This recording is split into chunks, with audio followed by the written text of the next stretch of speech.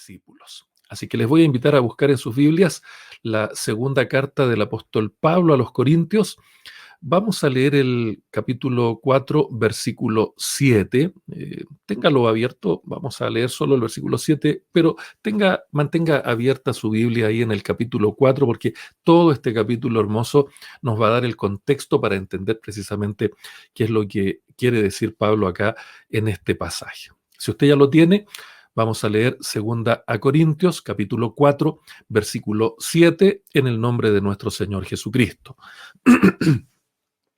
La palabra del Señor dice así: pero tenemos este tesoro en vasos de barro, para que la excelencia del poder sea de Dios y no de nosotros. Amén. Un hermoso y significativo versículo que lo hemos escuchado varias veces, hemos oído varias veces sermones acerca de este versículo, hemos visto cómo se aplica esta idea de varias maneras. Pero acá esta palabra tesoro, si la vamos a buscar en los otros textos bíblicos que aparece, nos vamos a encontrar que tesoro es una palabra destacada en la Biblia, es una palabra importante, es una palabra que se utiliza con bastante frecuencia. La podemos encontrar como un sustantivo o de manera verbal o como un verbo. Eh, como sustantivo da la idea de cualquier cosa o persona que sea muy valorada o altamente apreciada. Algo de valor o algo de significación, algo poco común. Esa es la idea de un tesoro como sustantivo cuando se utiliza en la Biblia. Algo valorado, altamente precioso. Algo que tiene un valor que le hace especial y muy poco común. Cuando encontramos esta palabra tesoro o atesorar en su forma verbal, indica el acto de otorgar gran estima o mostrar un alto honor o respeto. En este texto que estamos viendo hoy día en la segunda carta de Pablo a los Corintios, capítulo 4, versículo 7, donde estamos centrando nuestro sermón, vamos a darnos cuenta que aparece como un sustantivo. Y el significado único de este tesoro es que es un regalo de Dios, es un don de Dios que le da un rango o un valor muy por encima de cualquier tesoro terrenal. Ese es el sentido acá. Es un regalo de Dios, es un don no merecido que el Señor lo da y que al contrastarse con cualquier tesoro terrenal, nos vamos a dar cuenta que es valioso en un grado superlativo. A modo de ilustración, le puedo pedir a usted que me muestre el tesoro más grande de cualquier nación. Hagamos un ejercicio hipotético. No sé, pensemos en el cobre chileno, todos los yacimientos cupríferos de nuestro país, con toda la riqueza que eso ha significado en tanto tiempo. Ponga todo ahí el cobre chileno. O alguna nación que sea rica en oro, o una nación que sea rica en diamantes, o las naciones petroleras, o aquellas naciones que han sido bendecidas con los gaseoductos, o incluso, hagamos algo mejor, pongamos toda esa riqueza junta. Pongamos todas esas riquezas de todos los países que tienen la bendición de contar con estos minerales, con estos recursos naturales, con producción, y compárelo con el tesoro de Dios. Y todos esos tesoros palidecen, enmudecen, resultan insignificantes en comparación y en contraste con este tesoro de Dios, con este glorioso tesoro que el Señor nos está presentando hoy día en su palabra. Ahora, pese a ello, los países invierten sumas estratosféricas, millonarias, para proteger sus tesoros en bóvedas, con tecnología especial, con personal altamente especializado, con equipos militares para resguardar ese patrimonio, ese tesoro nacional. En cambio, Dios pone su tesoro, que es mucho más valioso que esos tesoros humanos, en insignificantes vasijas de barro. ¿No le parece una paradoja? Los tesoros humanos que nos parecen tan grandes e importantes, pero que en comparación con el tesoro de Dios son insignificantes. Esos tesoros humanos son guardados de una manera que ojalá nadie los toque. Y las personas se pelean por esos tesoros y son capaces de robarlos, de asesinar, de hacer cuantas cosas, usted ya lo sabe. Pero en cambio, el tesoro de Dios, que es muchísimo más valioso que los tesoros humanos, está depositado en simples vasijas de barro. Consideremos en esta mañana entonces dos verdades importantes de este paradójico versículo y de su conexión con la gran comisión. Bueno, lo primero que hay que decir es que el tesoro es el mensaje. El tesoro de Dios es un mensaje. Y si usted tiene su Biblia abierta, tenga ahí en consideración los primeros 6 versículos del capítulo 4 de la segunda carta a los Corintios. No los voy a leer en detalle ahora, pero tenga usted ahí ese contexto interesante de donde está ubicado este versículo hermoso.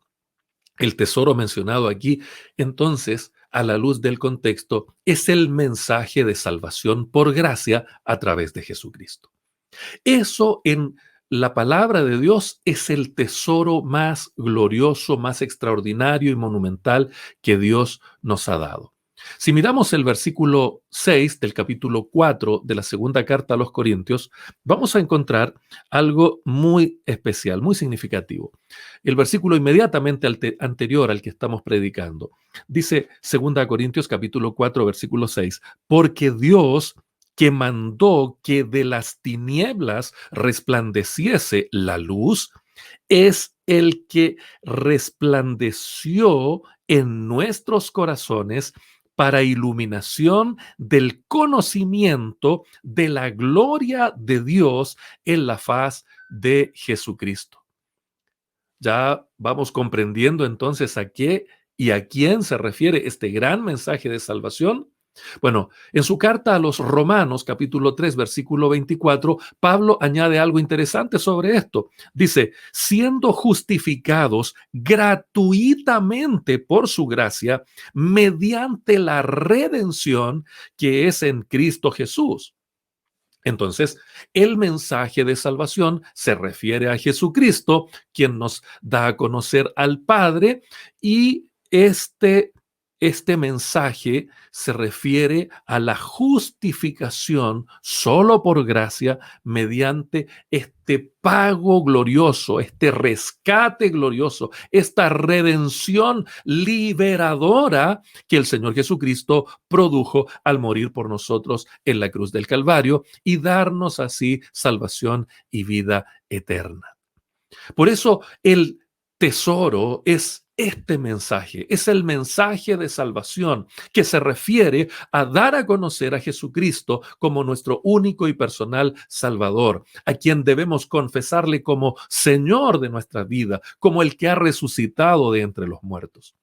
Por esa razón, cuando Pablo le escribe a Tito, capítulo 2, versículo 12, le dice, pero tú habla lo que está de acuerdo con la sana doctrina.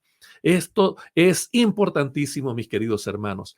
Este glorioso evangelio debe ser predicado, debe estar comunicado teniendo en consideración la doctrina correcta, no ideas humanas de humana sabiduría, no cuestiones superficiales, no. El evangelio del Señor Jesucristo.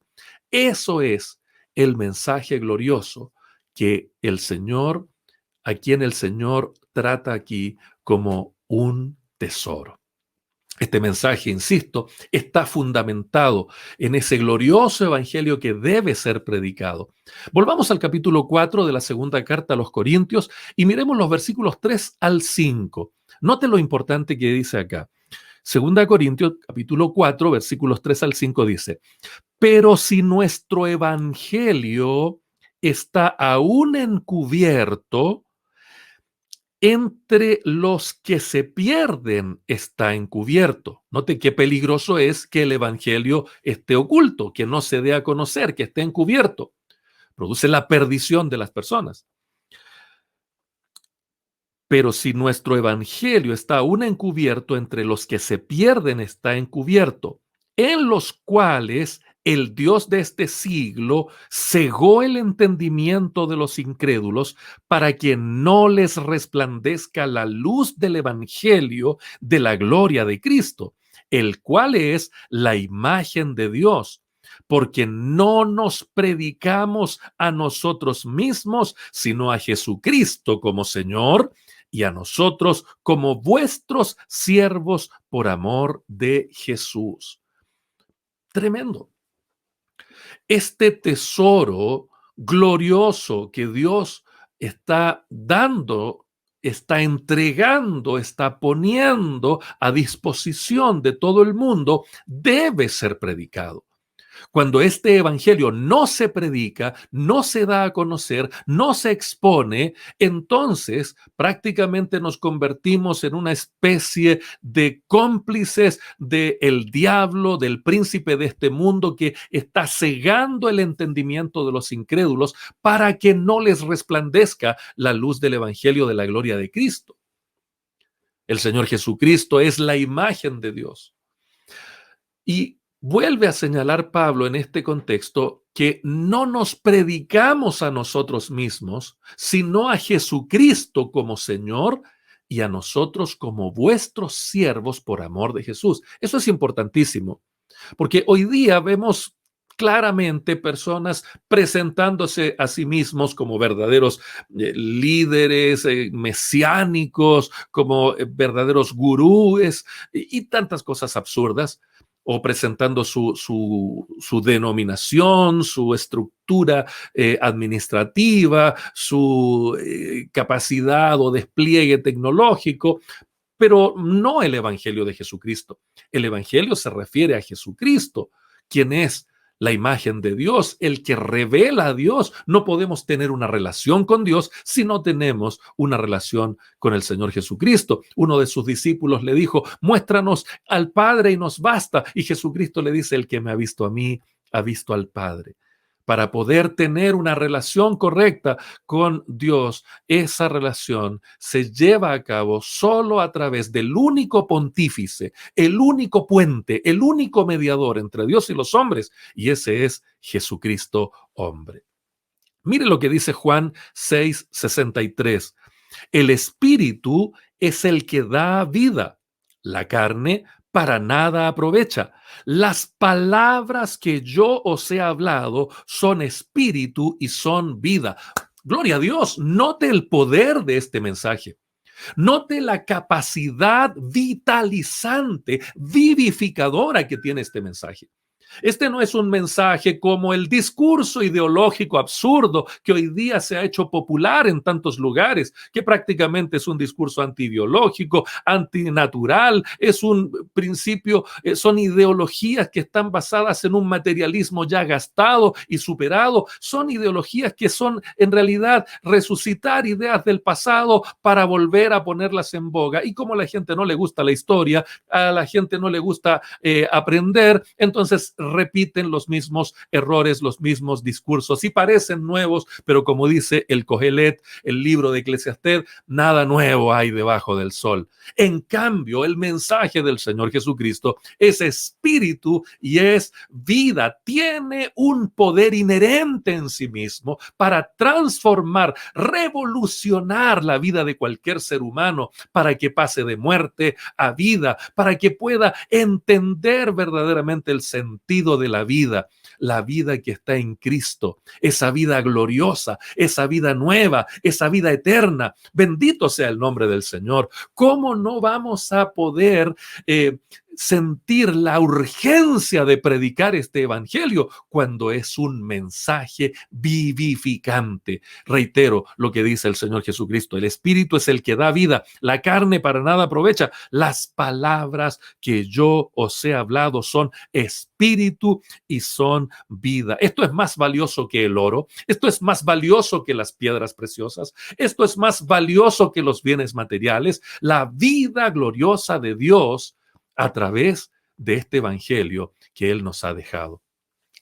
Se entiende ahora por qué el apóstol Pablo les escribe a los Romanos capítulo 1, versículo 16, porque no me avergüenzo del evangelio, porque es poder de Dios para salvación a todo aquel que cree, al judío primeramente y también al griego, es decir, sin distinción de personas de ningún tipo. Este es un mensaje no para la élite política dominante, este no es un mensaje exclusivo para los poderosos económicamente hablando, este no es un mensaje exclusivo para los pobres o desplazados, no, aquí no hay distinción de personas, aquí no hay lucha de clases, aquí no hay divisiones de ningún tipo, ni raciales, ni políticas, ni de género. Este es el mensaje poderoso que puede traer vida abundante a cualquier persona que lo escucha y lo cree, porque es un mensaje que no tiene que ver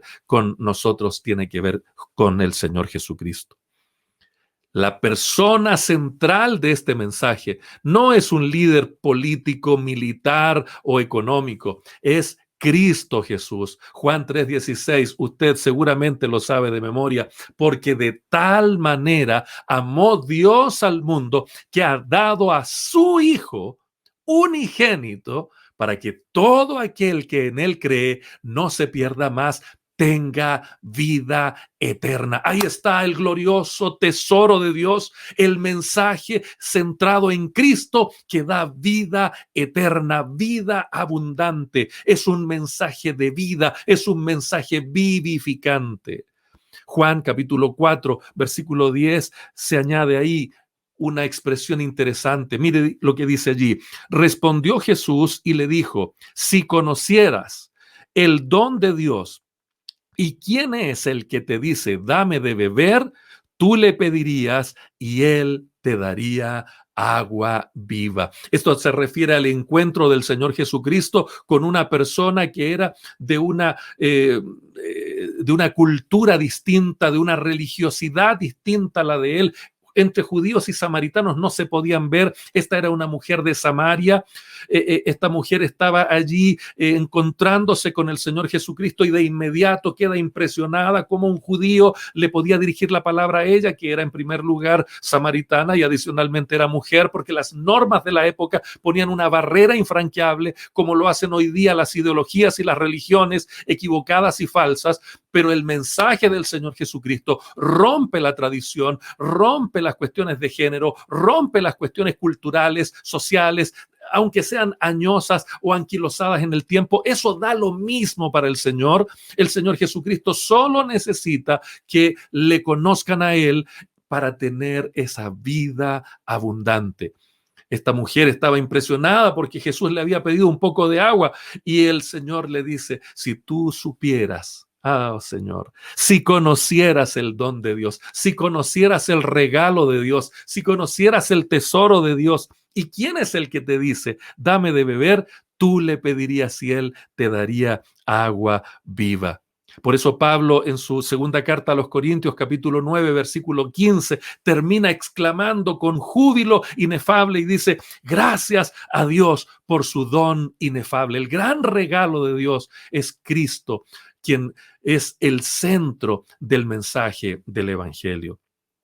Vuelvo a reiterar que Cristo es quien nos revela a Dios. Permítame 3 citas o referencias bíblicas en el Evangelio según San Juan, que es probablemente el Evangelio más leído, pero a veces el menos comprendido. En Juan capítulo 1, versículo 18, se nos da a conocer esta revelación tan importante. Dice allí: a Dios nadie le vio jamás. El unigénito Hijo, que está en el seno del Padre, Él le ha dado a conocer. Quiero decir entonces que toda forma humana de concebir a Dios, toda ideología humana para construir deidades, divinidades, politeístas, xenoteístas, panteístas, lo que sea, son un esfuerzo humano incapaz, insuficiente. Son un esfuerzo humano que no conduce a nada, porque las deidades construidas por la mente humana son solamente eso, imaginación. Pero el único Dios verdadero, el creador de todo, el Señor todopoderoso y omnipotente, Él es dado a conocer solo a través de Jesucristo, el unigénito Hijo que está en el seno del Padre. Él le ha dado a conocer. Si queremos conocer de verdad a Dios, hay que conocerlo a través de Jesucristo.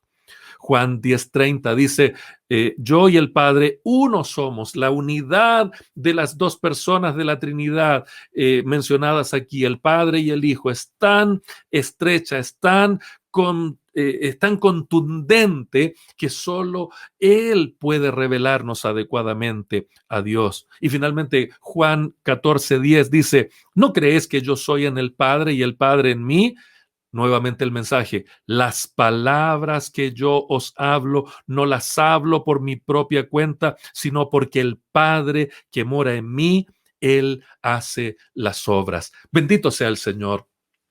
El mensaje de Cristo es un mensaje divino. El mensaje acerca del Señor Jesucristo es un mensaje vivificante. El mensaje acerca de Jesucristo es el único mensaje que puede transformar completamente al ser humano, dándole vida y vida abundante. Por eso cuando el apóstol Pablo les escribe a los colosenses, les señala que en Cristo están todos los tesoros de la sabiduría y del conocimiento.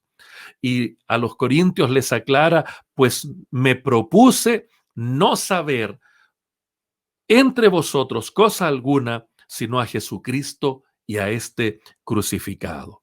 Bendito sea el Señor. Por eso en esta mañana exclamamos junto con Pablo en su carta a los Romanos, capítulo 11, versículo 33, oh profundidad de las riquezas, de la sabiduría y de la ciencia de Dios, cuán insondables son tus juicios e inescrutables sus caminos. Ahí está el gran tesoro. Allí está el gran mensaje, las riquezas de la sabiduría, las riquezas del conocimiento de Dios, que es a través de nuestro Señor Jesucristo. Este es el poder de Dios para salvación. Este es el Evangelio. Este es el mensaje. Este es el tesoro del cual nos habla la palabra del Señor. Ahora, lo interesante es saber cuáles son los vasos. Pablo dice que este tesoro glorioso, extraordinario, este mensaje glorioso, extraordinario, poderoso, vivificante, divino, transformador, Dios lo ha puesto en vasos de barro, en insignificantes vasijas. ¿Qué son esos vasos? Bueno, los vasos son los mensajeros. Si el mensaje es el tesoro, los mensajeros son los vasos de barro. Varias traducciones para esta expresión nos llevan a una idea más completa para saber qué es lo que Pablo está queriendo decir con vasos de barro. La Nueva Versión Internacional traduce esto como vasijas de arcilla. Otra traducción es ollas de barro. Otra traducción es un contenedor perecedero, algo que se muere, que se termina. En otras palabras, los vasos de barro son los agentes humanos, los ministros de Cristo, los administradores de los misterios de Dios, como Pablo les dice también a los corintios. Estos agentes son herramientas, son instrumentos, son medios para un fin, pero cuidado, no son el fin en sí mismos. Los predicadores del Evangelio, los comunicadores del Evangelio, somos todos solo simples vasijas de barro, vulnerables, débiles, perecederos. No somos lo relevante de esta historia. Somos simples medios utilizados por una potencia externa para lograr un propósito determinado. Como dijo Pablo, y ya lo leímos en el capítulo 4, versículo 5 de la segunda carta a los Corintios, porque no nos predicamos a nosotros mismos, sino a Jesucristo como Señor y a nosotros como vuestros siervos por amor de Jesús. Eso hay que tenerlo muy claro, mis queridos hermanos. Los predicadores del Evangelio hoy día tristemente tienen una reputación o muy endiosada o muy destrozada. Y eso está mal, los dos extremos están terriblemente mal. Los predicadores del Evangelio son simples vasos de barro, no son lo importante, no son lo relevante, no deben ser elevados a una categoría superlativa y seguidos como si fueran un líder político, un líder ideológico, un chamán, un gurú. No, señor, los predicadores del Evangelio son eso, vasos de barro, débiles, vulnerables. Y no debe ser la predicación del Evangelio una plataforma para exaltar una personalidad humana. La predicación del Evangelio solo debe glorificar a Dios, solo debe presentar al Señor Jesucristo. Para que nosotros lo entendamos bien, siempre la gloria debe ser para el Señor. Ahora, es importante también señalar que la naturaleza débil del vaso de barro nunca debe considerarse como una excusa para ser tolerantes o autoindulgentes con el pecado de los mensajeros del Evangelio. No, señor. Tristemente, algunos dicen, es que yo soy un vaso de barro, entonces se me deben perdonar mis pecaditos. No, nada de eso. O cuando algunos tratan de bajar las altas exigencias morales que Dios exige para los predicadores del Evangelio, algunos dicen, sí, pero es que somos de carne, somos tan débiles, somos pecadores, somos vulnerables, y justifican sus malas obras. Eso no tiene ningún asidero bíblico.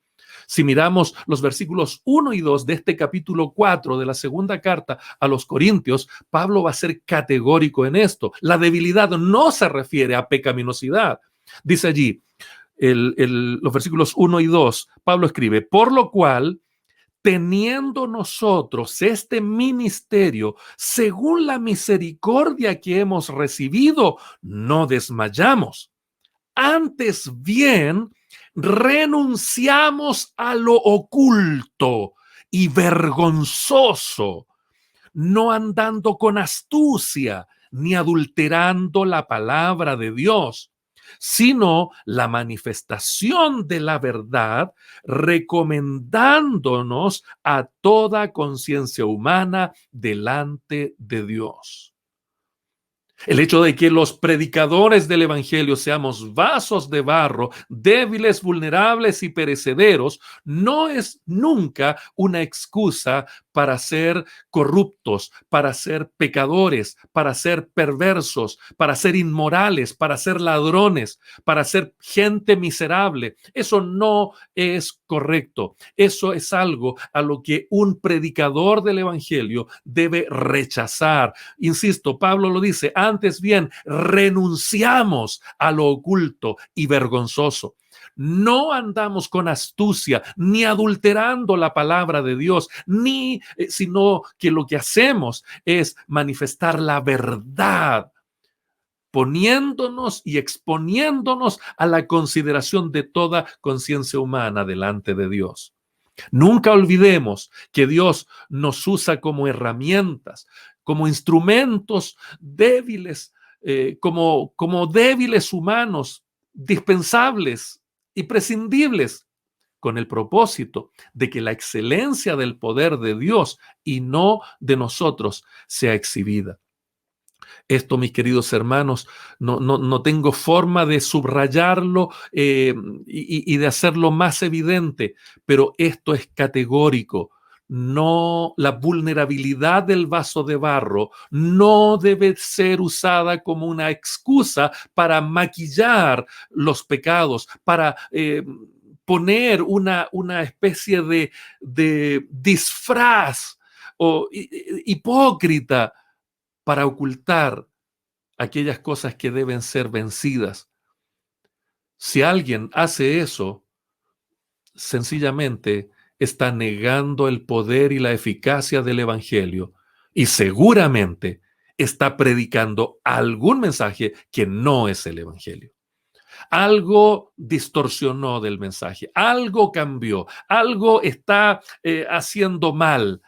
Y no es un predicador del Evangelio. No importa cuántos seguidores tenga, no importa cuán importante sea su posición, no importa cuántos recursos disponga para hacerlo, si está viviendo una vida falsa, con una máscara hipócrita, en realidad eso no es un vaso de barro.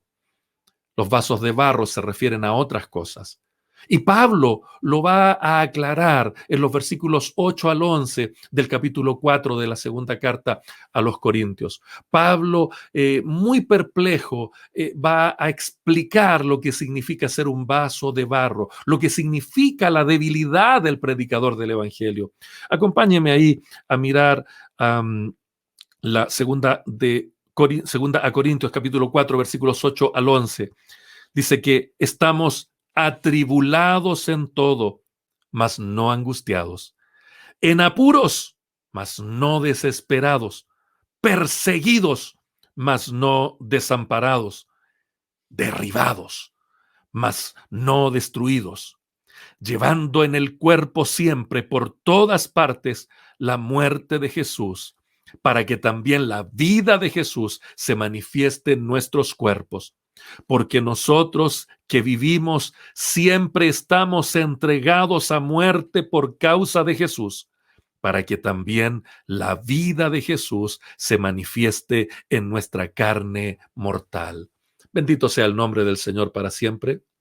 A eso se refiere, que somos vasos de barro, débiles, atribulados, desesperados, desamparados, destruidos, derribados muchas veces, pero no destruidos, llevando en nuestro cuerpo, llevando en nuestra mortalidad esa vulnerabilidad propia de un ser humano común y corriente.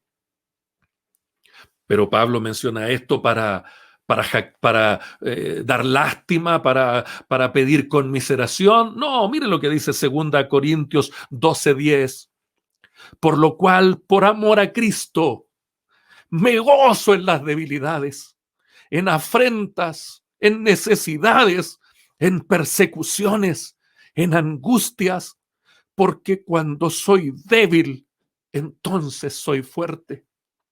Es precisamente cuando esas debilidades de este vaso de barro frágil, cuando esas debilidades se empiezan a sentir, cuando esas debilidades empiezan a mostrar nuestra incapacidad, nuestra vulnerabilidad, nuestra insuficiencia, es allí cuando dependemos solo del Señor, cuando es solo su gracia la que nos sostiene, es solo su misericordia la que nos levanta, es solo su poder bendito lo que nos hace levantar una vez más el pie para dar el siguiente paso. Por eso cuando soy débil, entonces soy fuerte en Cristo. Es más, Filipenses 3:8 nos añade, y ciertamente aún estimo todas las cosas como pérdida por la excelencia del conocimiento de Cristo, mi Señor. Ahí está el tesoro. El mensaje es Cristo, el conocimiento de Cristo, el Evangelio. Todo lo demás es una pérdida en comparación con la excelencia de este tesoro del conocimiento de Cristo Jesús, mi Señor, por amor del cual lo he perdido todo y lo tengo por basura para ganar a Cristo. Bendito sea el Señor para siempre.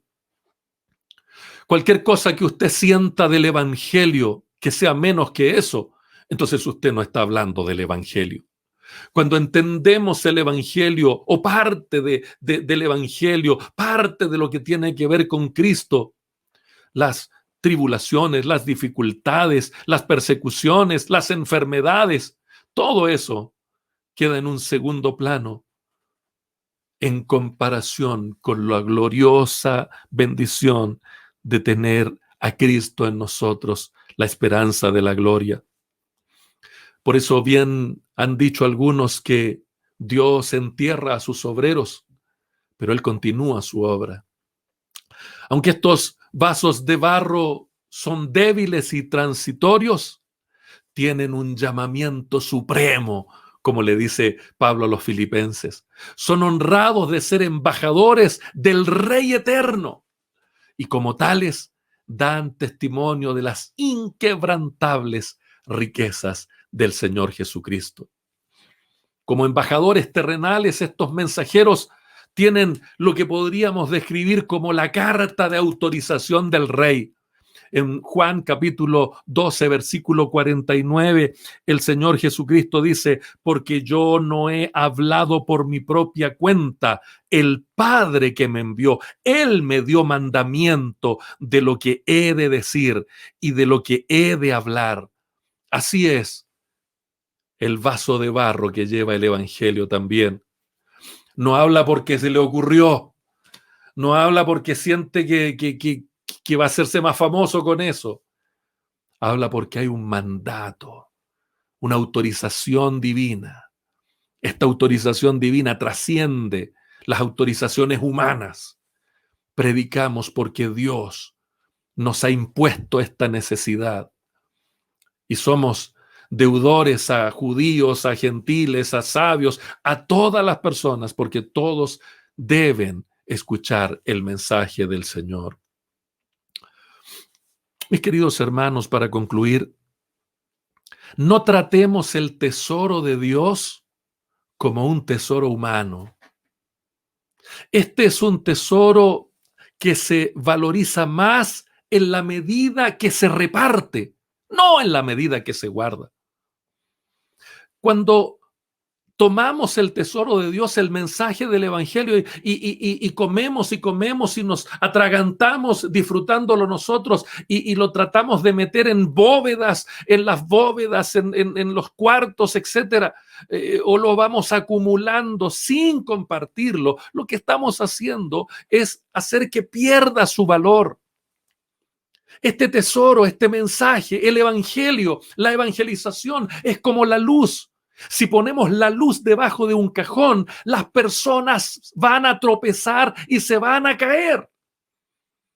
Es asesino quien oculta una luz cuando las personas necesitan ser iluminadas. Y eso es precisamente lo que está ocurriendo hoy día en nuestro país. Mientras el tesoro del Evangelio esté guardado, escondido bajo las gruesas capas de la tradición, encerrado con los candados de la ignorancia e inmovilizado por la odiosa flojera de la iglesia, el juicio de Dios en contra de los atalayas negligentes seguirá haciéndose sentir una y otra vez. Seamos como esos leprosos en medio del sitio de la ciudad. Cuando estaban ahí muertos de miedo porque los escuadrones enemigos habían rodeado la ciudad y la tenían sitiada. Y cuando adentro de la ciudad se había acabado el alimento, se había acabado el agua y estaban literalmente comiéndose unos a otros. Dos leprosos dicen, no perdemos nada. Somos leprosos, estamos destinados a morir como cualquier pecador. La paga del pecado es muerte. Ellos estaban con lepra. Si nos quedamos aquí adentro de la ciudad sitiada, vamos a morir. Y si salimos afuera, seguramente también vamos a morir a manos de los extranjeros, pero en una de esas nos tienen misericordia. Vamos a ver que si algo pasa. Y los leprosos salen afuera y se dieron cuenta que Dios había sacado ya a los enemigos. Y el botín estaba ahí. Y empezaron a disfrutar el botín, a comer, etcétera, etcétera, a atesorar lo que tenían allí. Y de repente dijeron, no estamos haciendo bien. Este es un tiempo de buenas nuevas. Este es un momento para ir a compartir con los demás esto que Dios nos ha dado. Nosotros no podemos callar. Hermanos amados, tenemos este tesoro en vasos de barro. No es para guardarlo, es para compartirlo, como ese atalaya que anuncia el peligro. Bendito sea el nombre del Señor. Señor Jesucristo ilustró esto con una gran cosecha. La evangelización es como una gran cosecha. Y el Señor dijo que en esta cosecha, la mies, el trigo, es mucho, pero los obreros son los pocos. El Señor da una solución para eso. Oremos al Señor de la mies, al Señor de la cosecha, para que envíe obreros a su mies. En esta mañana, permítame orar para que usted y yo seamos esos obreros, seamos esos vasos de barro que llevan consigo el tesoro más grande y más necesario que el ser humano requiere en el día de hoy. Oremos al Señor.